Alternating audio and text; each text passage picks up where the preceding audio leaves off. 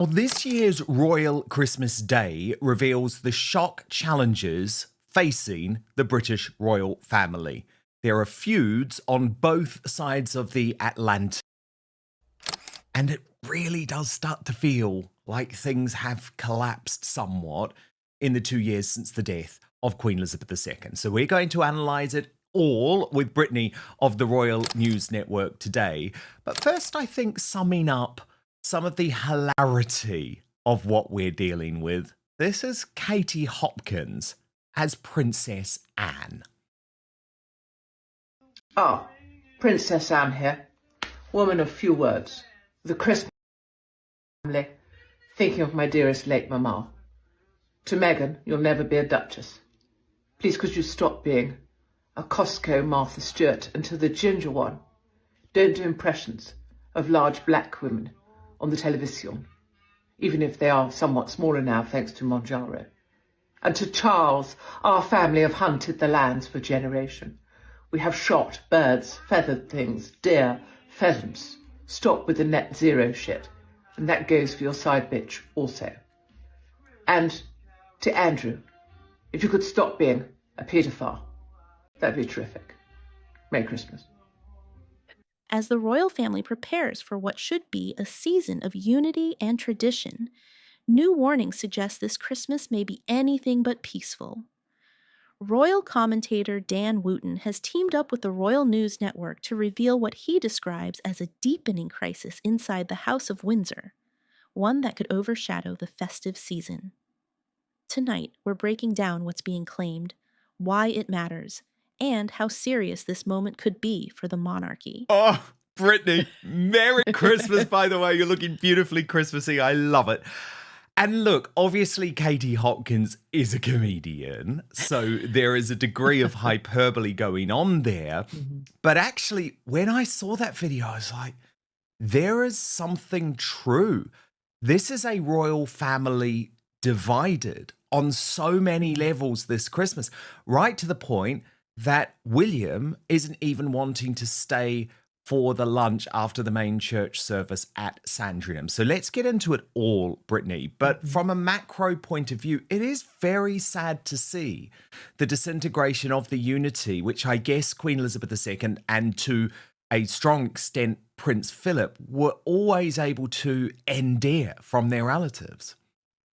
I think you're definitely right, Dan. When it comes to this instance, I really think over this last year, yes, I think the family came together in 2022 when she first died, and obviously King Charles's coronation in 2023. But I think since then, we have seen this sort of fracturing occurring as people are sort of moving to sort of protect themselves and sort of manage themselves. And as the institution overall, I think, sort of has lacked the strong leader and direction. I think we've seen definitely a royal family that I would say is more in crisis than I thought they would be at the beginning of, let's say, last year or something like that. So it's just really a big surprise where things have gone, I think. And it's quite sad. It's like you're hoping to see unity, you're hoping to see a strong royal family, but I just don't know if that's necessarily there right now. Okay, so let's start with the drama between Montecito and Windsor, because there has been so much briefing and counter briefing about what is really going on between King Charles and Prince Harry. But I think as we get to Christmas, Brittany, it is very fair to say that the way that Harry is trying to present things to the world is not accurate. From what I'm told, Brittany, there will be no big reunion on Christmas Day, virtually. I'm talking. There's not going to be a happy phone call. There still remains serious tensions, in part, Brittany, because Charles has not forgotten, and certainly Charles's team and Camilla have not forgotten, how Harry and Meghan used that brief reunion earlier this year to push a PR narrative. What's really going on? According to Dan Wootton, the royal family is entering Christmas under a cloud of unresolved tensions, public distrust, and mounting pressure from multiple fronts. From strained family relationships to ongoing public controversies, Wootton argues that the monarchy is facing one of its most challenging holiday seasons in years. While no single incident defines the crisis, it's the accumulation of unresolved issues, internal fractures, media battles, and public fatigue that has brought the family to this point. I mean, Dan, there's so much here in this particular instance because you have Harry, who definitely, I think, 100% wants back into the British royal family fold. I think you have Meghan, who doesn't want to, Meghan, who I think doesn't want reconciliation unless she can protect her own interests, i.e., the title and maybe perhaps the title of her children. That's really the only thing she cares about in this particular scenario. And, I just feel so sorry for Charles because we don't know, obviously, how serious his cancer is. We got a great announcement about that not too long ago, but these could be the last years of his life, and he wants a relationship with his son. And anytime he tries to kind of bridge this divide, Harry and Meghan sort of destroy it for him and make it almost impossible for him to have a public relationship with Harry unless he basically, and I think again, this goes back to the tensions you were talking about within the family, causes tensions with William because it's like William, I'm sure, is like, we have to have some firm separation here between what is royal, what is Harry and Meghan. And Charles, in I think an effort to reestablish this relationship, is causing greater tensions in the family because I don't think a lot of people want him to. And it's just, you just had this very, very toxic, very divided circumstance here. And when it comes to Harry and Meghan, they will utilize any opportunity with the royals to exploit it for their own benefits. No matter if it damages Charles, William, Catherine, whoever, they'll do it. And so I think Charles should be much more aware of that, hopefully, than he was when he first tried, but he's just not going to get what he wants out of his relationship with Harry and Meghan at this point. But isn't he right to actually put his foot down for once and just say, actually, things are better than they looked? Certainly earlier this year, when Harry was talking about, the next year is going to be all about my dad, it was on this tacit understanding, Brittany, that this could be Charles's last Christmas. Now, I have reported the cancer remains incurable. He is certainly not in remission. There will be continued treatment into 2026. But at the same time, Brittany, his prognosis is slightly better than probably what Harry was expecting. So as a result, it's almost quite crude of the delusional Duke.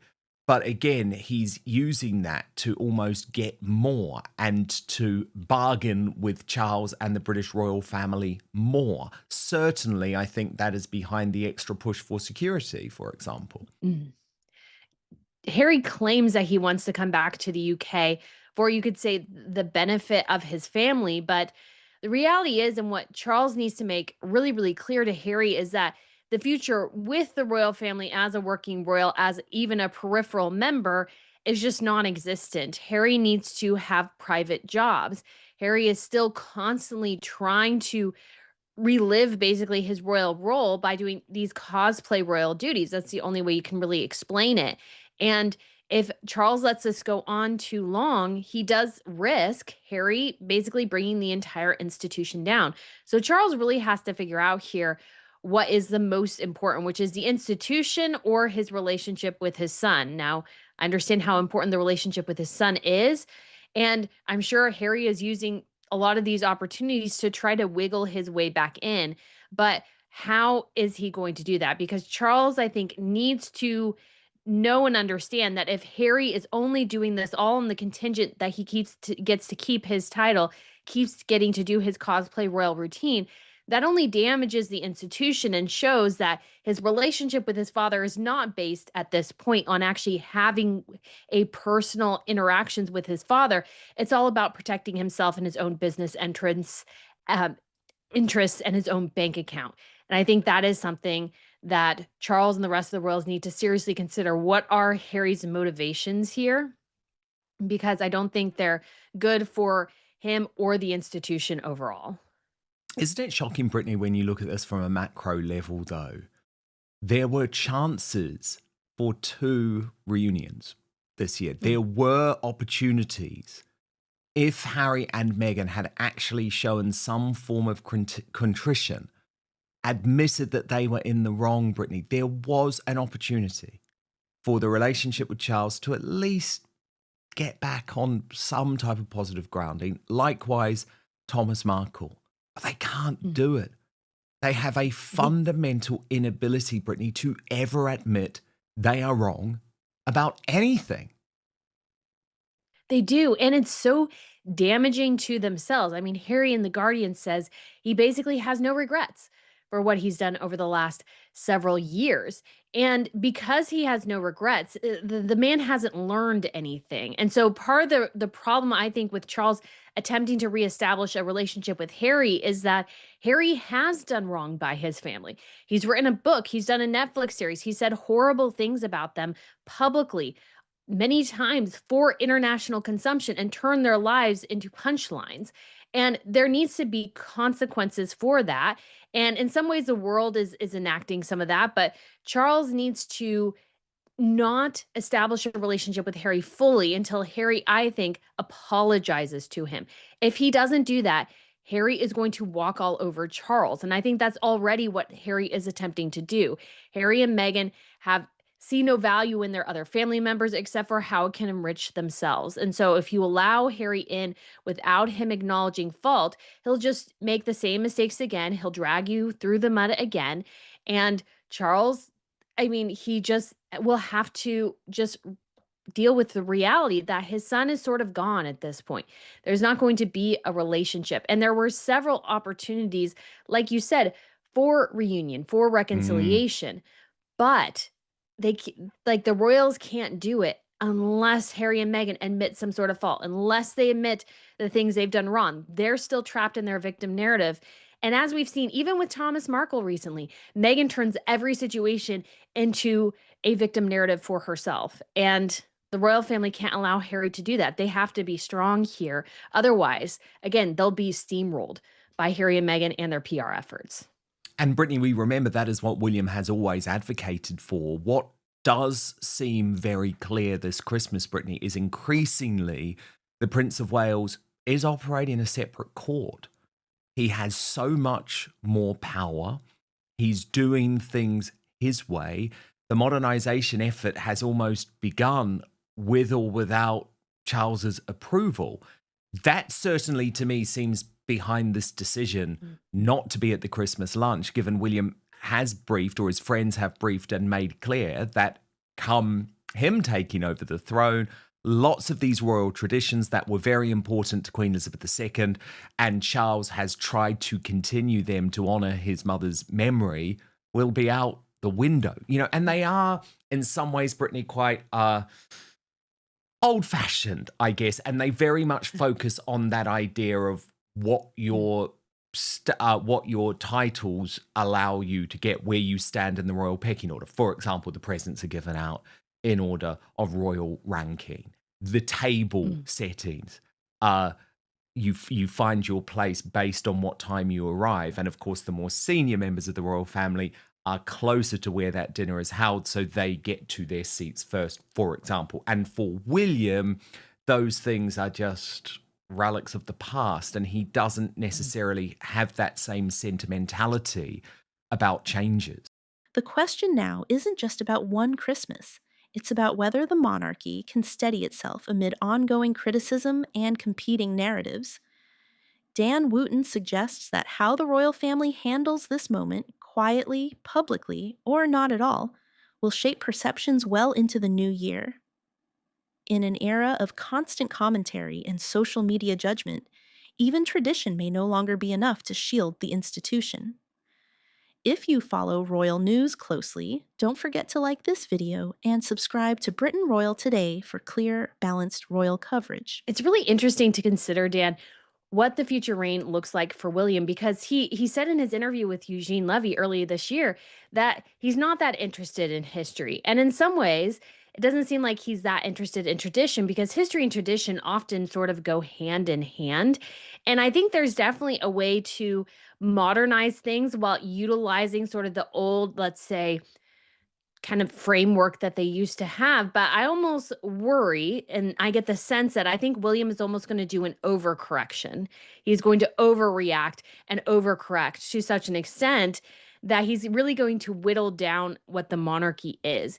And yes, some of the aspects of it are a little silly. Some of it is a little stringent. And binding in a way, succession and these sorts of things. But that's what makes the monarchy the monarchy. You cannot take away the order of the line of succession without ultimately disrupting the entire system in the first place. And I think the challenge for William, and one of the things I think I remain somewhat concerned about, is it's unclear exactly where he'll fall on that line.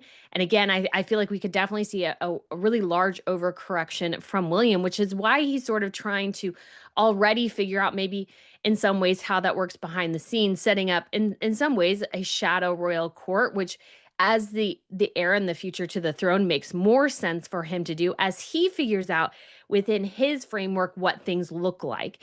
And that, I think, is something that somewhat undermines Charles's reign for sure. And it's obviously, I think, William at every event is going, okay, I like this, I don't like this, let's change that. And I don't know in some ways how helpful some of that will be at the end of the day. Obviously, things remain to be seen, but I think we could see some really large changes when William is king. Like, number one, I'm thinking about is he probably won't be head of the Church of England. I think he'll decline that, but that's Mm, just my speculation at totally. this And point. and I think he won't be the head of the Commonwealth either. So these Mm. are monumental changes. Although, Brittany, there was an effort over the course of the year to try and convince us. I'm not sure if I'm convinced as a chronicler of William's life, but trying to convince us, Brittany, that he is leaning more into religion, especially in light of Catherine's cancer diagnosis and survival. She certainly has done, but do we believe he is going there, or is that the sort of very helpful PR spin from the courtiers who are like, holy heck, this guy is potentially going to be head of the Church of England. We've got to at least pretend that he's into this. I mean, it's a very serious question from a spiritual perspective. I consider it quite serious. If you're going to be head of the Church of England, if you don't really go to church every Sunday, if it's not something that you value in your life, you shouldn't be head of the Church of England. It should be that simple. And I could see it definitely, William, going down that route. And if his PR team, like, if this is a decision he's decided to make, if this is not something he's interested in, I think William needs to take stock of himself and consider, okay, am I just doing this to appease people, or is this really like what I feel like spiritually? Because this is very important things. You're talking about, being a head of a church, leading the congregation. You're held, I think, to a higher standard when you do that. And if that's not something that you feel led to do, I mean, in the Christian faith, you are held to account for at the end of your days, and I don't think that will go over particularly well with the man upstairs. So, I think that's a huge decision William has to make here in the future. A really, really big one, and I think an important one too. Then we look at the wider family, and of course, it was hilariously portrayed in that Katie Hopkins video, Brittany. But from a perspective of this very small group of people who are dwindling in numbers, how much of a blow is it for the likes of Princess Anne and Prince Edward not to have their brother, now simply Andrew Mountbatten Windsor, his ex-wife, Fergie, who is popular amongst some members of the royal family, and potentially, we don't know this for sure, Brittany, but potentially not the two daughters, Beatrice and Eugenie, and their husband and children with them for Christmas Day. Because whatever you think of Andrew, and certainly members of the royal family think a lot about him, not all positive, certainly from the perspective of Prince William, not positive very much at all. But he has been a fixture, he has been there, and it's one of the more brutal decisions that you would argue was forced on King Charles, cutting his own brother from a private Christmas celebration.